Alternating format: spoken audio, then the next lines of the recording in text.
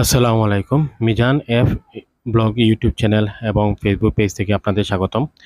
আজ আমরা আপনাদের দেখাবো শমশেরনগর টু কুলাউড়া রোডে শমশেরনগর বিমান বাহিনী এলাকায় অবস্থিত 1971 সালের বৌদ্ধভূমি এবং 1971 সালে 28শে মার্চ সিলেট বিভাগের প্রথম যেখান থেকে পাকিস্তানি হানাদার বিরুদ্ধে জনগণ প্রতিরোধ করে তুলছিল সেই সম্মুখে স্মৃতিস্তম্ভটি আপনাদের দেখানোর চেষ্টা করব।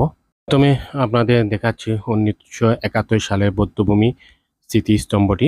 এখানে 1971 সালে পাকিস্তান বাহিনী গণহত্যা করে অনেক নিরীহ বাঙালিকে হত্যা করেছিল। আপনারা এই তালিকাটি দেখতে পাচ্ছেন।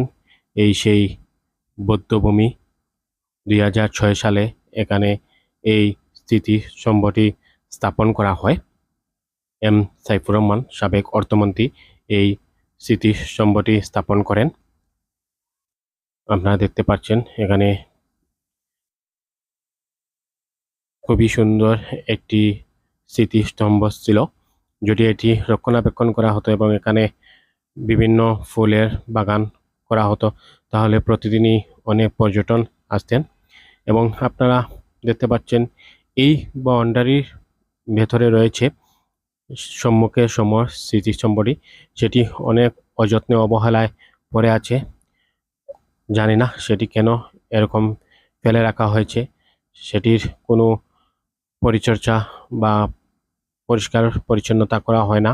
বিশাল আবর্জনা স্তূপ এবং জঙ্গলের স্তূপ হয়েছে, আপনাদের সেটিও দেখাবো।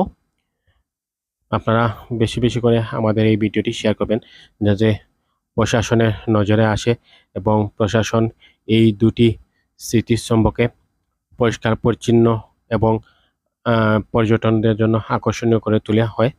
আপনারা দেখতে পাচ্ছেন এই হচ্ছে সম্মুখে সমর স্মৃতিস্তম্ভটি। এই এরিয়ার মধ্যেই রয়েছে, আপনারা দেখতে পাচ্ছেন এই এরিয়া জুড়ে সেই স্মৃতিস্তম্ভটি রয়েছে, কিন্তু এটি অনেক যত্নে অবহেলায় রয়েছে। আপনারা দেখতে পাচ্ছেন নাম প্লেটটি দেখা যাচ্ছে না জঙ্গলের কারণে, এখানে অনেক জঙ্গল হয়েছে।